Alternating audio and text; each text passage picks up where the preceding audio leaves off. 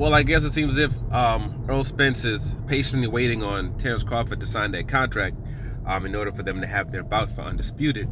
Um, I guess, previously Terrence Crawford had put something up against, was talking about how Earl Spence wasn't really from Texas and how he's really was born in New York and et cetera, et cetera. And the Charlo brothers aren't from Texas, they're from Louisiana or whatever it is.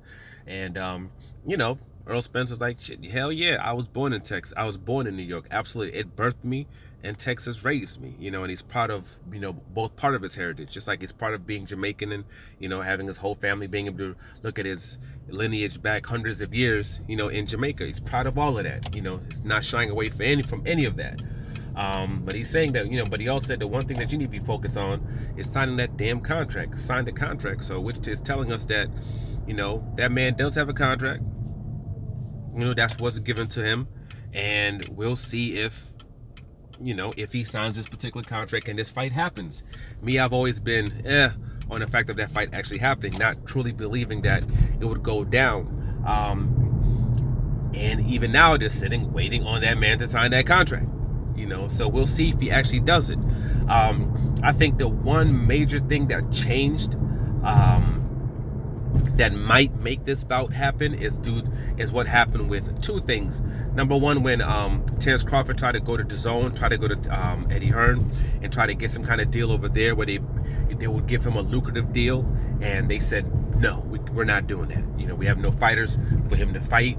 It just doesn't make any sense for us to sign him. So him trying to go in that way didn't work. We all know that he had made some kind of deal with Canahan and signed with them as far as like a promotional type of, not a promotion, like an advisory type of situation. I remember even Josh Taylor was like, yeah, we should be able to make that fight happen because we're both on the same side. And this is when he had already left Top Rank. So both being on the same side would mean, just due to the both fact that they both work with Canahan. We've seen Richard Schaefer, who works with Probellum, he was talking about different fights, and all of a sudden he just brings up that fight. That, oh yeah, those two should be able to work together, they should be able to figure something out, and this and that. Just brought up Terrence Crawford's name out of nowhere. So it was pretty kind of obvious that, okay, yeah, they have something, set up.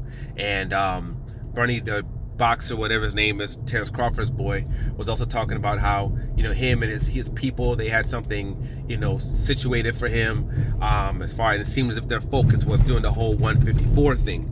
But when that Canahan thing went down, when the United States government kind of is going after him, and they froze his assets, and they have, put money on his head, his father's head, basically $5 million each, and then they're also going after anybody that does any kind of business with him. That if Terrence Crawford was using that angle as a position of power, that was taken away from him. MTK Global was dissolved.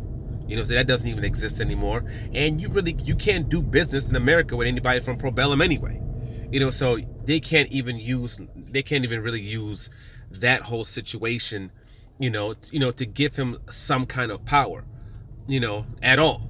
It's it when it comes to all of that stuff. So it seems as if all his options, all the places that he could go are gone. And people keep talking about he can go to 154 and fight. You still have to deal with PBC to fight Charlo. And on top of that, who exactly is going to be making these moves for you?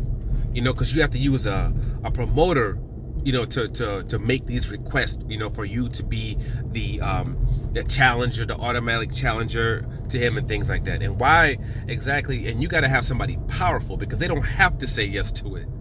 They don't have to give it to you. You see, when it comes to Demetrius Andres, he can go up to 168. He ain't Terrence Crawford. He wasn't automatically Canelo Alvarez's mandatory. He had to go through a eliminator and everything still. He couldn't do it. So you have to have somebody powerful. So if you don't have anybody in your corner, what exactly are you going to do? So he's kind of like between a rock and a hard place, because if he doesn't do the Earl Spence deal, who exactly is he going to fight? Everybody that, he could possibly fight that would make sense are all pretty much with PBC. Everybody's pretty much with PBC. What are you going to do? You're suing Top Rank, and you're going to go over to Top Rank and do a deal with them with Josh Taylor, even though you're suing them? It doesn't make any sense. You can't go to DAZN. DAZN's like, we don't want you. So he can't go that route. So because of all that, I think there is a possibility that maybe this bout can be made, you know. But we'll have to see if he takes it. You know, we'll have to see if he takes it, because I think his angle all along was getting a multi-fight deal where he was going to make have a lot of guaranteed money. That's the way of doing things. He's always done that. That's been the way that he flows, and that's the way and he's done this for a while. So this is pretty much what I believe that he still wanted to do. You know, it's kind of like the Top Rank way of doing things without actually being in Top Rank. You know, where you're like, hey, I want to make this amount of money. I'm going to make this amount of money. I'm going to keep talking to the fans about how I want to fight this guy. I want to fight that guy. So the whole, possibility of you fighting them and using that to bring fans in, to bring in news about you, bring in talking points about you, and you kind of just ride that wave, without actually fighting those people, and making your money, and it's worked, for Top Rank for a long time, and if it's a blueprint, I guess you could say worked for him, because it put him into a space where he got that multi-fight deal with Top Rank and made a substantial amount of money. Could have made a lot more, but this was guaranteed money, so which he wanted. Even if he got hurt, injured, they still would have to pay him. So that's why he did what he did. But the back end is it pushed into a space like this where you're not necessarily getting the highest gates. You're not getting the highest pay-per-views, especially when you don't promote yourself. So when you come into negotiations with somebody like a Spence, who's doing $4 or $5 million gates, 250, 300,000 pay-per-views, where all his pay-per-views altogether generated over $100 million by now, you put yourself in a very tough position when it comes to negotiating. And then the fact that you don't have that secondary party like a DAZN, where a DAZN, a ESPN, a Probellum, something, another entity that you can, use as leverage, it puts your team in a tougher spot. So, we'll see what happens. Obviously, whatever the deal was, Earl Spence is down. He's agreed with it. He's okay.